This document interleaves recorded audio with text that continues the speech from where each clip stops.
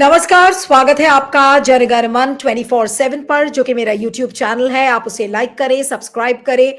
और आज के दिन जब महाराष्ट्र और झारखंड में चुनाव यानी कि मतदान की प्रक्रिया खत्म हुई है, आज एक और विषय पर बात करना बहुत जरूरी है, क्योंकि सबको ये डर है कि कहीं महाराष्ट्र और झारखंड का चुनाव भी बीजेपी कहीं चुरा ना ले, कहीं चुनाव आयोग बीजेपी की मदद तो नहीं कर रहा है। ये सारे बड़े सवाल हैं। लेकिन वोट फॉर डेमोक्रेसी की एक रिपोर्ट सामने आई है, और वोट फॉर डेमोक्रेसी की रिपोर्ट में ये साफ साफ हरियाणा और जो जम्मू कश्मीर के चुनाव में जिस तरीके की धांधलेबाजी हुई है, उसका जिक्र वोट फॉर डेमोक्रेसी की रिपोर्ट में किया गया है। और ये रिपोर्ट अब सामने आ गई है, और इस रिपोर्ट में साफ तौर पर यह बताया गया है कि वोटर टर्नआउट में डिफरेंस है, किस तरीके से वोटर टर्नआउट का जो डेटा है वो ठीक नहीं है, और परसेंटेज में बताया गया है।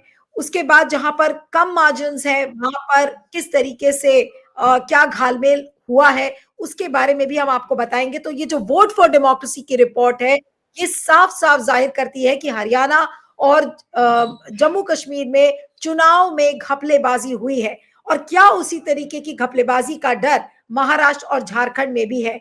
तो इस समय वोट फॉर डेमोक्रेसी की ही रिपोर्ट को तैयार करने वाले व्यक्ति, जो कि इलेक्शन डेटा साइंटिस्ट है, एक एकेडमिशियन है, डॉक्टर प्यारेलाल गर्ग हमारे साथ जुड़ रहे हैं। डॉक्टर गर्ग, आपका बहुत बहुत स्वागत है। Thank you so much for joining on Jana Gana Mana 24/7।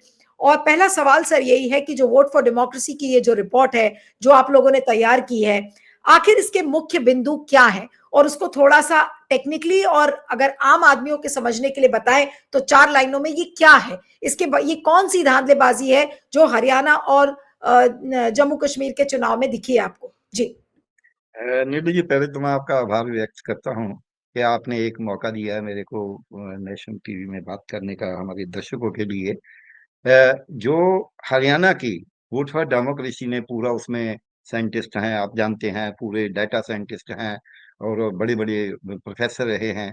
काफी एक बड़ी बड़ी टीम है जो काम करती है, और मैं भी उसमें इसमें कुछ काम किया है। तो उसमें हम देखते हैं कि एक मुख्य बिंदु ये है कि जो चुनाव आयोग है पंजाब भारत का, निर्वाचन आयोग ने वोट कितने परसेंट पड़ी, वोटर टर्नआउट जिसको बोलते हैं, कितना वोट गिरा, 7 बजे तक कितना गिरा, 6 बजे तक टाइम था चुनाव का, इलेक्शन का, वोटिंग बंद होने का शेड्यूल टाइम जो था। तो जो वो निर्धारित टाइम था, जितना टाइम उन्होंने कहा हुआ था, उसके बाद 1 घंटे के बाद का जो उन्होंने डेटा दिया, जो आंकड़ा दिया, तो उन्होंने बोला कि ये 60.19%, 61.19% वोटिंग हो रहा है। लेकिन 11:45 पे, 11:45 रात को, उसी दिन उन्होंने उसको 4.46% बढ़ा दिया, 65 कर दिया। चलो मान लिया उनका डेट आया होगा वो। उसमें बिंदु बड़ा ये है कि रिजल्ट जो जो मतगणना करने से 12 घंटे पहले 2.25% और बढ़ा दिया। और जो वो 2.25% बढ़ाया, उससे बीजेपी को 24 सीटें एक्स्ट्रा आ गई। हमने अकेली अकेली सीट का उस केवल 2.25% बढ़ाने से कैलकुलेट किया हुआ है, और 2 सीटें इंडियन लोक दल को चली गई। 26 सीटें कांग्रेस आ रही है। तो जो पहले आ रहे थे एग्जिट पोल, तो फिर तो पता चल ही गया, प्री पोल, एग्जिट पोल, लोगों का इंप्रेशन, मीडिया का इंप्रेशन, वो तो सच्चा हो रहा था। लेकिन उसको, जैसे आपने बोला, उस वर्डिक्ट को लूटा गया। इसमें लिखा भी गया है, रिपोर्ट का नाम ये है, analysis vote manipulation and misconduct during voting and counting. ये जो है, ये जो मैनिपुलेशन हुई है, इसका है। अब इस मैनिपुलेशन को कई लोग बोलेंगे कि नहीं, ये जब ये हम देखते हैं जो लोकसभा की चोट पहले हुई, तो उसमें यूपी में जो 3 से 7 फेज थे, उसमें 0.1%, 0.24%, 0.34%, 0.28% बढ़ा। इसका मतलब है जो 7 बजे डेटा दे दिया, उसके बाद बढ़ा नहीं है डेटा यूपी जैसे जिलों में। हरियाणा में तो उससे बहुत छोटे, वोट भी कम है और जिले भी छोटे हैं, और कम्युनिकेशन भी ज्यादा है। उसके बाद दूसरा बात ये हमने देखा कि जम्मू का एरिया, इसी साथ में 3 फेज में चुनाव हुआ। 2 फेज में जम्मू में हुआ, एक में हुआ, सॉरी, ये कश्मीर में। 2 फेज में पहला और दूसरा कश्मीर में हुआ, तीसरा फेज जम्मू में हुआ। तो जो कश्मीर में चोन हुआ उसमें तो मिलिटेंसी है, एरिया बड़ा गड़बड़ वाला है, जाना आना मुश्किल है। इसके बावजूद वहां जो डेटा रात को 11:45 पे दिया, उसके बाद जो बढ़ाव हुआ आखिरी, उसमें एक जगह पे पहले फेज में हुआ 0.04, 0.04, आधा क्वार्टर भी नहीं हुआ। दूसरे में हुआ 0.28, तीसरे फेज तीसरे उसमें 0.27। तो इसका मतलब हुआ कि अगर वहां वो 11 बजे के बाद वाला डाटा नहीं बदला तो हरियाणा में कैसे इतना ज्यादा बढ़ गया। एक तो ये बात है। दूसरा, उसी के बढ़ने से ये सामने आया है, यूपी में नहीं बढ़ा, इतने बड़े जिले हैं, जम्मू कश्मीर में नहीं बढ़ा, इसमें है पिछड़ा। हमने जो 2019 का, इसमें वो भी हमने टेबल दिया है, इसको थोड़ा एडवांस किया है। तो 2019 में झारखंड में जो हुई चोन 5 फेज में हुई थी, तो वहां भी 5 फेज में डाटा, उसमें 4 फेज में बिल्कुल नहीं बढ़ा। तो वो तो एक दफा ही डाटा देते थे, उसके बाद फाइनल डाटा देते थे, उसमें वही 0.16, 0.18, 0.20। तो वो कैसे हो गया? झारखंड है तो इससे ज्यादा डिफिकल्ट एरिया है हरियाणा से। इसी तरह जो लोकसभा का चुनाव हुआ था, हालांकि बीजेपी को तब 300 से ऊपर सीटें मिली थी, इसके बावजूद वहां एक दो फेज को छोड़ के बाकी वहां भी नहीं बढ़ा था। अब इन्होंने क्या किया है हरियाणा में, एक दूसरी नई बात जो की है, लोकसभा में इन्होंने लोगों के, आप लोगों के प्रेशर से, मीडिया के प्रेशर से, दबाव डालने से, इन्होंने कॉन्स्टिट्यूंसी वाइज कितना वोट डाला ईवीएम में वो बता दिया। लेकिन बताया 25 मई को पहले 5 फेज का, 28 मई हम्म। को बताया छठे फेज का, और 6 जून को बताया 7वें फेज का, लेकिन बता दिया। हरियाणा में ये बताया ही नहीं। हरियाणा में आज तक किसी को नहीं बताया गया कि ईवीएम में वोट डला कितना था। हरियाणा हम्म। में केवल गिना हुआ वोट, मतगणना कितनी होके निकला वो बताया है। तो ये दूसरा है। तीसरा, इसमें जो गड़बड़ की है उन्होंने, जो इलेक्शन निर्वाचन हो रहा है, जो मतदान हो रहा है, वो तो जो विधानसभा का जो क्षेत्र है उसके लिए हो रहा है, तो असेंबली के क्षेत्र के लिए मतदान हो रहा है, लेकिन वोट परसेंटेज जो बताया जा रहा है वो जिले का बताया जा रहा है। अब एक जिले में 7 विधानसभा क्षेत्र हैं, एक में 6 हैं, सरसा जैसे में 5 हैं, बहुत से में 4 हैं, और जैसे पंचकुला है, दादरी है, उसमें केवल दो दो हैं। तो इनका तो कोई मेल ही नहीं है कि आप जिला का कैसे बता रहे हैं, और जिला का टोटल करने की जरूरत क्या है आपको, फिर उसकी परसेंटेज निकालने की क्या जरूरत है, प्रतिशत, 7% निकालने। तो उसमें एक बात और बड़ी जो इसमें हमने कोशिश की है ढूंढने की, पूरी हमारी टीम ने, वो ये है, मैं ये चार्ट दर्शकों के लिए पेश कर रहा हूँ। इसमें ये देखने की कोशिश किया कि ये सचमुच जो डेटा बढ़ाया गया वोट 2.25%, ये सचमुच में बाद में ऐसे ही बढ़ाया गया है, या ये सचमुच में वोट था लेट आया। शंका तो रखनी चाहिए, ईसी पे डाउट करने की बजाय हम मानेंगे कि शायद ईसी ठीक ही हो। तो हमने जब ये वोटर कैलकुलेट की, हमें अकेले अकेले जिले सर का सर कैलकुलेट थोड़ा-सा किया इसको हुआ ऊपर है। करके दिखा सकते हैं क्या? जो आपका ये चार्ट है, थोड़ा-सा ऊपर करके दिखाएँगे? हाँ, तो इसमें जो आपने कॉलम्स बनाए हैं, ये क्या-क्या है सर? मैं हमने ये बनाए हैं कि ये है, पहले डिस्ट्रिक्ट कौन सा है, इसमें सीटें कितनी हैं, इसमें पोल परसेंट 7 बजे कितनी थी, 11:45 पे कितनी थी, और ये 11:45 की है। और उसके बाद इसमें जो है बाद में दी गई 7 बजे, उससे हिसाब से कितनी वोट बढ़ी। जो ये वोट बढ़ी हुई है, हमने पूरी वोट जो 7 बजे इन्होंने जितना दिया उससे कितनी वोट बढ़ी, उसका हमने ये कैलकुलेट किया है कि उसमें टाइम कितना लगता है वोट डालने में। अब वो हमने ऐसे निकाला कि पूरे दिन में यहाँ जिस कॉन्स्टिट्यूंसी में जितनी वोट डली, जितने घंटे में डली, उसको हमने डिवाइड करके निकाल दिया कि एक बूथ में कितनी वोट डलती है एक घंटे में। एक घंटे में वहां 50 से 52 वोट डल रही है हर कॉन्स्टिट्यूंसी में। इसका मतलब जब कभी धीरे होता है, कभी तेज होता है मतदान, भी 52, 50-52 का है। लेकिन जब वो वोट, मतदान का टाइम खत्म हो गया, तो उसके वक्त तो लाइन लगी हुई है, उसमें तो सबको जाने की भी जल्दी है, उसमें तो मतदान रुकता नहीं है, लगातार चलता है। उसमें तो स्पीड ज्यादा हो सकती है, कम नहीं हो सकती। इसके सिवाय के कोई मशीन खराब होगी, कुछ और हो गया, वो एक दो बूथ में होगा। वो पूरे जो 20,634 बूथ है उसमें तो नहीं ना होगा। सो अब उसमें हमने कैलकुलेट किया कि इस जितनी वोट इन्होंने बढ़ा दी टोटल हरियाणा में, पहले 11:45 पे, फिर उसके बाद जो 7 तारीख को बढ़ा दी। वो टोटल वोट अगर डालनी होती तो उसको टाइम कितना लगता? उसको टाइम जिलों में लगता है 51 मिनट, 85 मिनट। 7 बजे के बाद 51 मिनट में वो तो वोट डाल जाती। वो तीसरे दिन को बताइए। और उसका 11 बजे डाटा भी बताया आपने, 11:15 बजे, 71 मिनट, 68 मिनट, 74 मिनट। ज्यादा से ज्यादा जो मिनट बनते हैं वो 122, यानी कि 2 घंटे 2 मिनट के ज्यादा, ज्यादा से ज्यादा 2 घंटे 2 मिनट लगेंगे जितनी वोट बढ़ाई है उसको डालने में। अगर 7 बजे से 2 घंटे 2 मिनट गिनने हो तो 9:02 हो गए। सो 11:45 पे जो डाटा बोल रहे हैं, हर जिले का बोल रहे हैं, 2 जिलों को छोड़ के, तो वो 11:45 तक तो वो डर गया। वो उनके पास आ भी गया, क्योंकि 11:45 पे आप डाटा बता रहे हैं। 11:45 तक जितना वोट डला, मत गिरा, उसको तो आप बता रहे हैं कि इतना गिरा है। तो जो लाइन में खड़े थे, कतार में खड़े थे, तो उन्हीं ने वोट डाला है ना। अब इलेक्शन कमीशन ना तो उनकी वीडियोग्राफी दे रहा है, ना ये बता रहा है कि कितने लाइन में खड़े थे। उसकी वीडियोग्राफी करना जरूरी है। जो लाइन में खड़ा है उसके पीछे से नंबर जारी करना जरूरी है। ना ये बता रहा है कि कितना नंबर जारी किया हर एक बूथ में, एवरेज कैसे हुआ। एक तो ये बड़ा शंका है कि जितना वोट इसने बढ़ाया वो तो वैसे 11 बजे तक आ जाना चाहिए था। जो 7 तारीख को बढ़ाया वो नाजायज बढ़ाया, गलत बढ़ाया है। एक तो ये बड़ा सवाल है।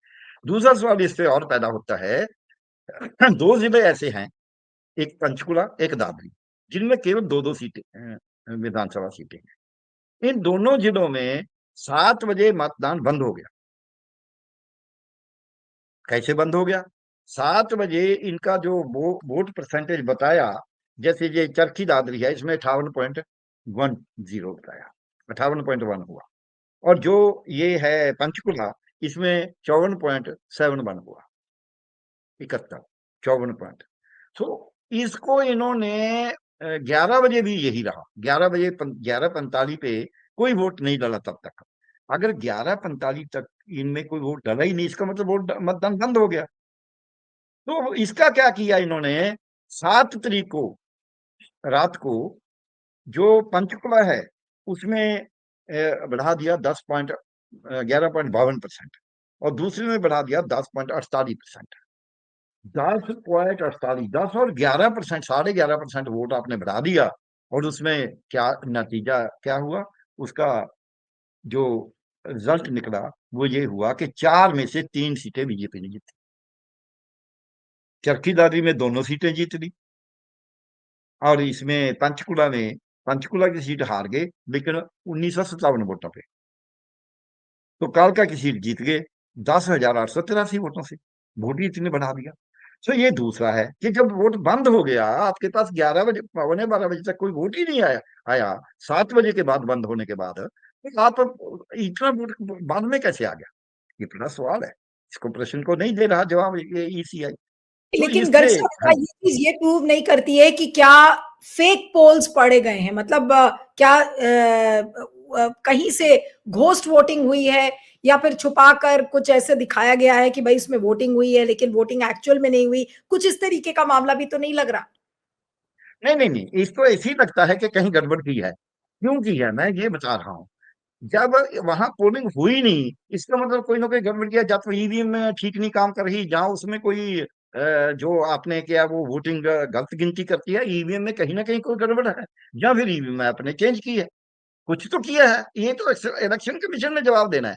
हमारा सवाल तो ये है, जो कॉमन मैन का सवाल रहेगा, किसी भी डाटा एनालिस्ट का रहेगा, चलिए 7 बजे आपका पोलिंग बंद हो गया, मतदान बंद हो गया, ये आपका कहना है, हम नहीं कह रहे।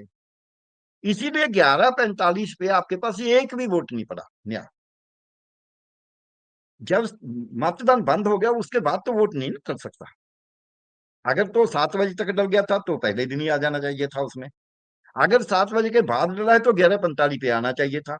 11:45 तक तो एक भी वोट नहीं पड़ा, इसका मतलब मतदान बंद हो चुका था। इसलिए इसका तो पक्का ही है, इसमें तो कोई दो राय ही नहीं है। इसमें तो इलेक्शन कमीशन कटहरे में है, कटघरे में। इसको तो जवाब ही नहीं दे पाएगा, इसीलिए जवाब नहीं देता इलेक्शन कमीशन, निर्वाचन आयोग इसीलिए नहीं बोलता। राजीव कुमार ऐसी कहानियां सुनाता है कि भाई आप 7 बजे चरखी दादरी में और पंचकुला में वोट पड़ गया, चरखी दादरी में 58.10% है, और जो पंचकुला है उसमें 54.71% है। ठीक हो गया। अब 11:45 पे इनमें वही चरखी दादरी में 58.10 ही रहता है। ये आपकी रिपोर्ट है, हमारी तो है नहीं, आपके प्रिंटेड रिपोर्ट। तो जो पंचकुला है उसमें वो 54.71 ही रहता है। तो ये बताइए कि 7 तारीख को शाम को 7-8 बजे आपको कहाँ से आ गया कि जो 58 पॉइंट था वो 69 हो गया, जो 54 पॉइंट था वो 65 हो गया। वो कहाँ से वोट आई? ये तो इलेक्शन में ये बताएगा ना। निर्वाचन आयोग की ड्यूटी है कि कहाँ से वोट आया। वोट तो बंद हो चुका, हम कहाँ से आए? कहीं गुम हो गए थे, कहीं पड़े थे, किसी और मशीन में डाले थे। ये हमने देखा है कि ऐसे, ये जवाब ही नहीं है उसके पास। उसने बोला कौन देखता है? उनको मालूम नहीं कि आजकल लोग ना आगे से आगे बढ़ते हैं हर चीजें। अब एक बात और हमने जो देखी इसी रिपोर्ट में, पूरी रिपोर्ट में हमने एक बात ध्यान के करने की कोशिश की है। अब इन्होंने परसेंटेज बताया। पहले तो इसमें कैलकुलेशन बहुत मुश्किल था, क्योंकि परसेंटेज से आपको कॉन्स्टिट्यूंसी वाइज करना है, कॉन्स्टिट्यूंसी वाइज से फिर आपको पूरा एग्जैक्ट वोट निकालना है, और बार बार निकालना है, उसका जोड़ घटाव करना है। तो उसमें बड़ी बात यह है कि जितनी परसेंटेज इन्होंने जिलों में बताई, जब भी बताई, और स्टेट की परसेंटेज बताई, उनका मिलान नहीं हो रहा। जितनी वोट ईवीएम में गिरी दिखाई 61.19 पे, 61.19 है, कास्ट पॉइंट 19% इन्होंने बोला 7 बजे वोट पड़ा पूरे राज्य में। तो 61.9 से हम जब कैलकुलेट करते हैं, गणना करते हैं, तो वो उसमें जिलों का परसेंटेज भी हर जिले में कितनी बड़ी, वो दोनों का मेल नहीं हो रहा। जिलों की जो गणना करते हैं उसकी जितनी वोट आती है उसकी नहीं आती। इसी तरह जब रात को 11 बजे दिया उसका 11:45, और जिलों वाला नहीं मिल रहा। जब उसने आखिर दिया, आखिर में जिलों का नहीं दिया। देखिए, पैरामीटर डेटा साइंस का एक रूल है, ये साइंटिफिक रूल है, एडमिनिस्ट्रेशन का भी रूल है कि पैरामीटर नहीं आप चेंज कर सकते।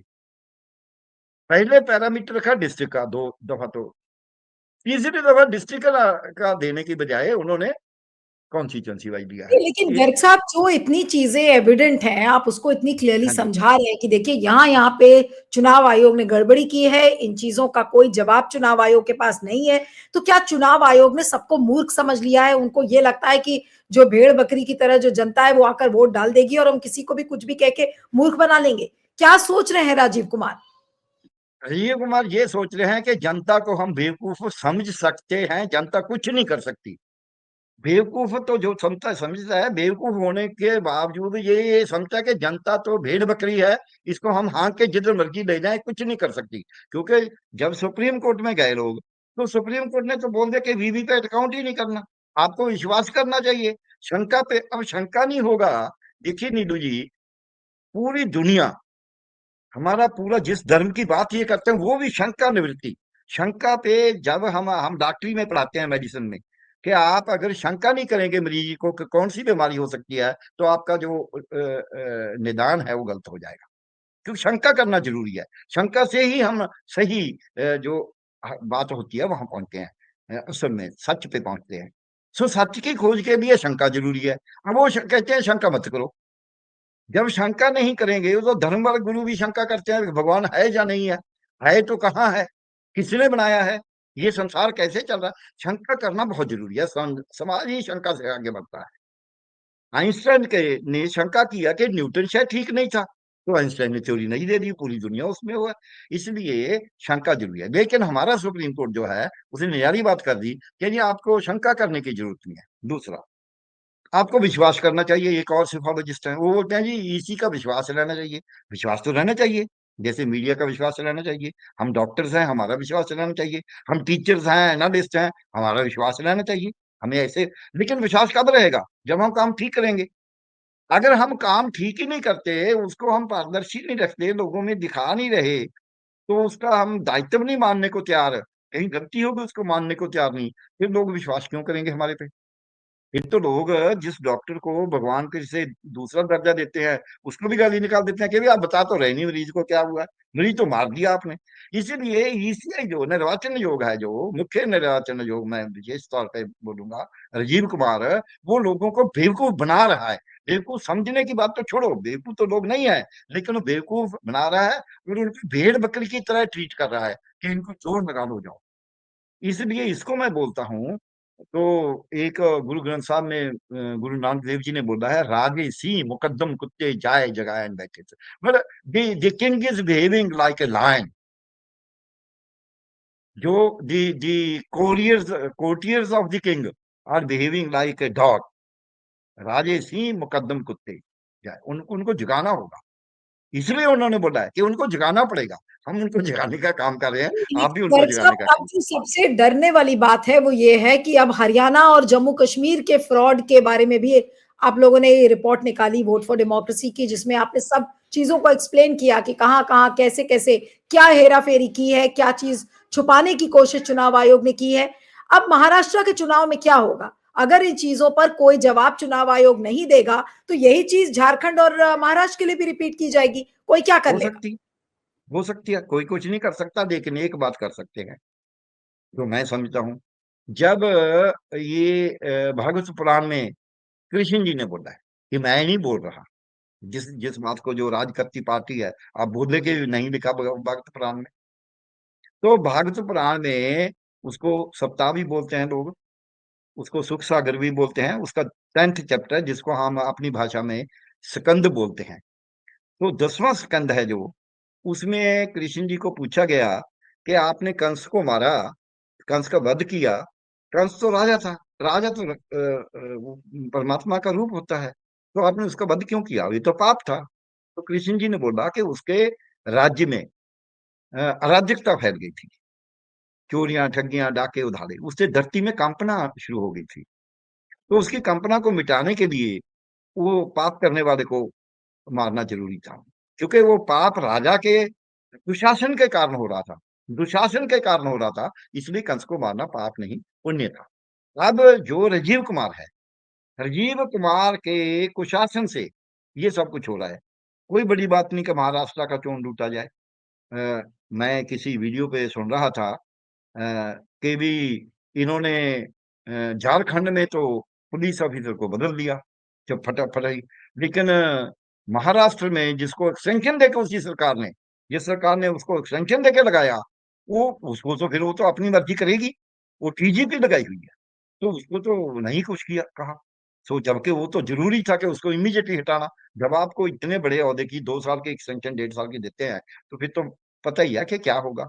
सो इसलिए ये टूटने की तो संभावना है, लेकिन अब भी मैं बोल रहा हूँ आपके माध्यम से, अगर ये प्रोग्राम 1-2 घंटे में आ गया लोगों के सामने, कि शायद फायदा हो जाए, वो ये कि जब ईवीएम अब बंद होगी, तो आप उसकी, हर जो पोलिंग एजेंट है पार्टियों का, वो उसकी गणना वहां आप खुद देखें कि देखो जी हमारे सामने करो। दूसरा 17 सी फॉर्म ले, उस पे वही गिनती लिख के उसके साइन करा के, आप भी साइन करने हैं उसके प्रिजाइडिंग अफसर के, उसको फॉर्म को संभाल के रखें, पूरी उसकी फोटो खींच खींच के भेजें। तीसरा एक बात और जो नॉर्मली नहीं करते, 17 A फॉर्म वहां जो हाजिरी लगती है, लाइव रजिस्टर होता है, वो उसकी गिनती जो एंड में लिखी हुई है वो ले लें, क्योंकि उसमें से जितनी वोट पोल होगी पता चल जाएगा, जितने लोग कक्ष में आए वोट डालने के लिए उनकी गिनती उसमें होती है।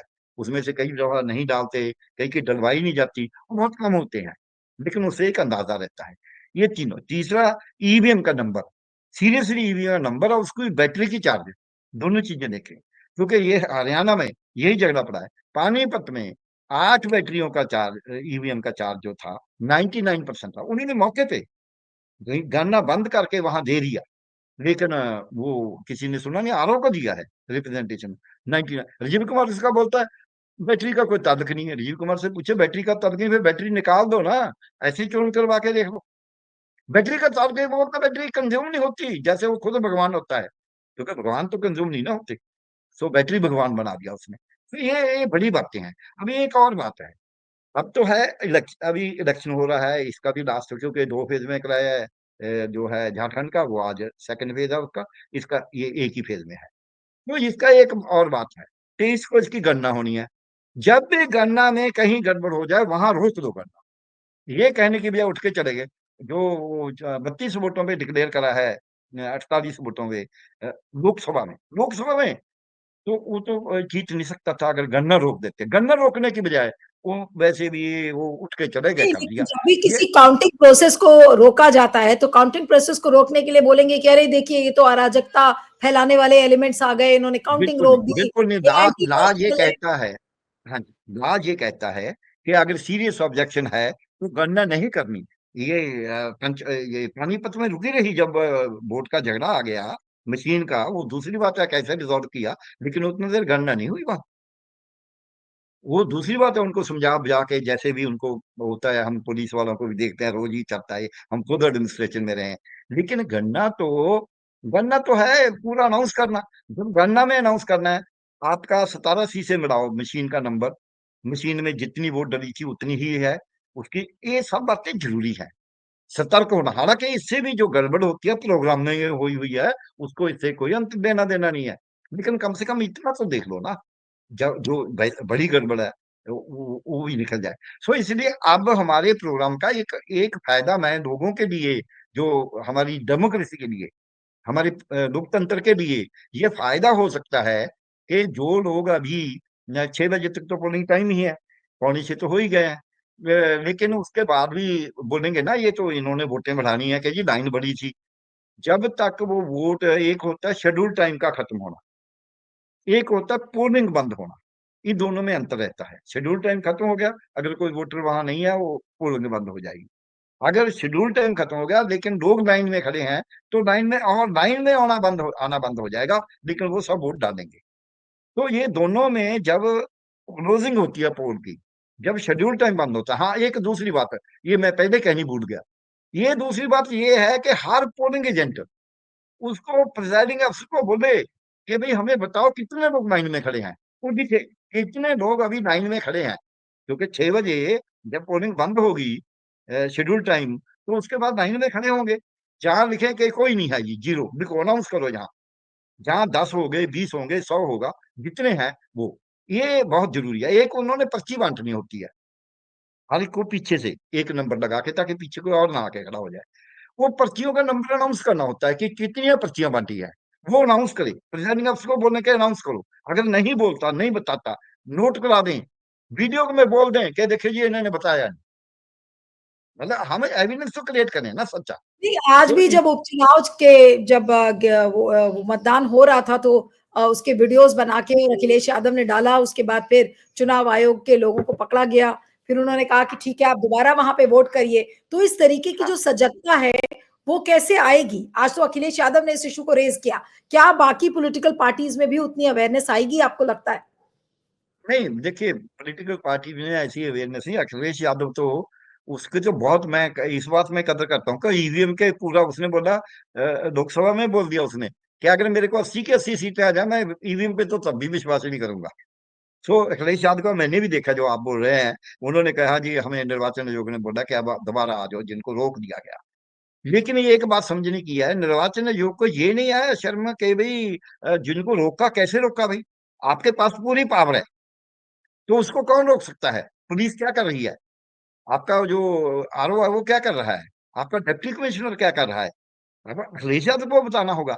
इसलिए निर्वाचन आयोग निष्पक्ष नहीं रहा, वो पूरा पारदर्शी नहीं रहा, वो अपना जिम्मेवारी नहीं, दायित्व नहीं निभा रहा। तो हमें निभाना होगा। हमें कितना निभा पाते हैं वो दूसरी बात है। आप जैसे इस वक्त प्रोग्राम कर रहे हैं, पता नहीं कितने दिन के थके होंगे। मैं भी बहुत से प्रोग्राम कर चुका हूँ। तो हम करते हैं, क्यों करते हैं? क्योंकि इस देश के प्रजातंत्र को बचाना हम सभी का फर्ज है। वो कोई ये मोदी साहब का या निर्वाचन आयोग का, राजीव कुमार का काम नहीं है, बल्कि उनको तो फायदा होता है करने जाना करने से, हम तो इसको बचाना है। तो इसलिए मेरे को लगता है कि आज 6 बजे के बाद कितने लोग हैं, एक तो उसकी मजबूर करें, उनको बताओ जी कितनी पर्चियां बांटी है। दूसरा, अगर वो नहीं बताता, बाद में जाके वीडियो करा दे कि जी हमारे बूथ पे नहीं बताएगा। और बूथ वाले करवा सकते हैं, अपने कक्ष को जो कंट्रोल रूम है उसको बता के कर सकते हैं, पूरा का पूरा इकट्ठा डेटा बोझ में। दूसरी बात, वीडियोग्राफी करनी होती है उसकी। उस नाइन की जितनी वीडियोग्राफी सामने, ये वीडियोग्राफी तो सब सामने। ये बातें बोल तो सकते हैं ना, हमारी नहीं मानेगा कोई, लेकिन बोलने से नहीं रोक सकते।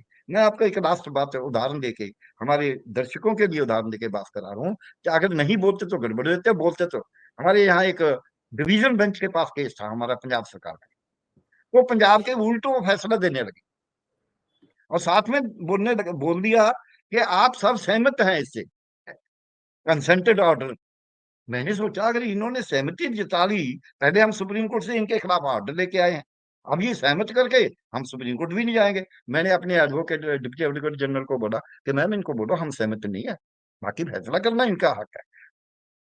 कोर्ट में डिवीजन बेंच के पास फर्स्ट डिवी, क्योंकि हमारा इंटरेस्ट है, हमें बोलना होगा।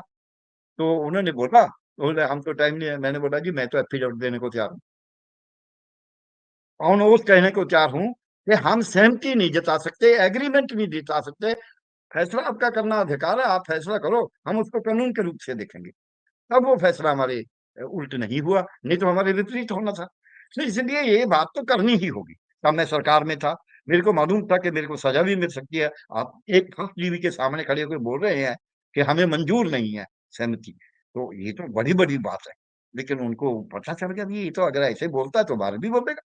सो जब कोई भी इंसान बोलता है तो उसका कोई कोई आप बोल रहे हैं, क्या आपके ख्याल से इसका कोई प्रभाव नहीं पड़ रहा? प्रभाव पड़ रहा है, इसीलिए आपके अटैक करते हैं। बोलेंगे तो ऐसी हैं जी, ये तो पैसे देते होंगे जी, ये तो किसी पॉलिटिकल पार्टी के होंगे। ये अटैक होते ही इसलिए है कि हमारे बोलने से अंतर पड़ता है। सो इसलिए ठीक बोल रहे हैं हम। जो लोग हैं जितने भी होंगे, मैं नहीं कहता सब कर देंगे, लेकिन जितने इसको सुन के कर पाएंगे, आज फैसला रखें। जो वीडियोग्राफी है देनी है, अगर लाइन खत्म नहीं हुई, नंबर जितनी पर्ची बांटी उससे पूछनी है कि कितनी पर्ची बांटी। कि तीसरा ईवीएम का नंबर देखना है, कितना नंबर उसमें क्लोज बटन में आया है। अगर ये बातें नहीं करते तो आप अपने जो है कंट्रोल रूम नियंत्रण कक्ष में बताओ, नहीं तो खुद वीडियो कराओ, नहीं तो अपने मोबाइल पे वीडियो बना के डाल दो, अपने फेसबुक पे डाल दो। बस ये मेरा है।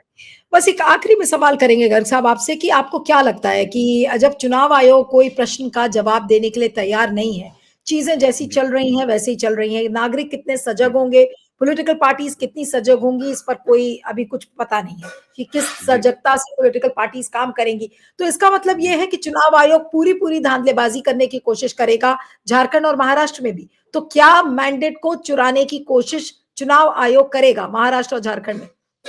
मेरे को तो लगता करेगा, क्योंकि उसमें तो बाजी नहीं आया। चुनाव आयोग ने हरियाणा में मैंडेट चुराया है, मेरे को कहने में कोई दिक्कत नहीं है ये, क्योंकि हमने एनालिसिस किया, हमको ऐसे ही थोड़ा बोल रहे हैं। तो ये मैंडेट चुराने की कोशिश करेगा, क्योंकि अब तो बीजेपी के लिए प्रेस्टीज का सवाल है ये।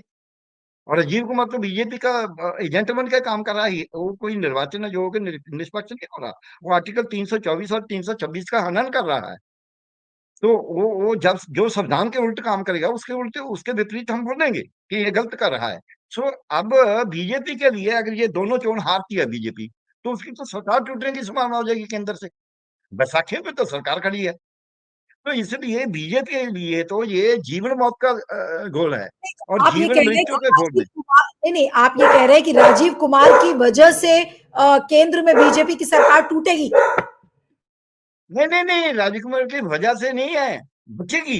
क्योंकि राजीव कुमार तो इंसाफ नहीं कर रहा। अगर ये राजीव कुमार निष्पक्ष चोन कराता तो मैं ये बोल रहा हूँ, मैं ये नहीं कहता कि अगर बीजेपी हारती है तो टूटेगी। हारने का कारण, हारना कोई जरूरी नहीं है कि बीजेपी इसलिए हारेगी कि राजीव कुमार ही उसकी मदद करे या ना करे। राजीव कुमार का काम है निष्पक्ष चोन कराना, कोई जीते कोई हारे। हमारा भी मांग यही है। हम तो ये बोलते हैं कि उसका नतीजा क्या होगा, रिजल्ट क्या होगा। अगर बीजेपी दोनों स्टेटों में हारती है तो उसकी सरकार की केंद्र में संभावना कम रह जाती है चलते रहने की। अगर वो जीतती है तो सशक्तिकरण होके और देश को बेचेगी। ये दो बातें मैं कह रहा चलिए आपका बहुत बहुत शुक्रिया गर्ग साहब, thank you so much for joining, thank you sir, thank you very much. हूँ। So nice, thank you.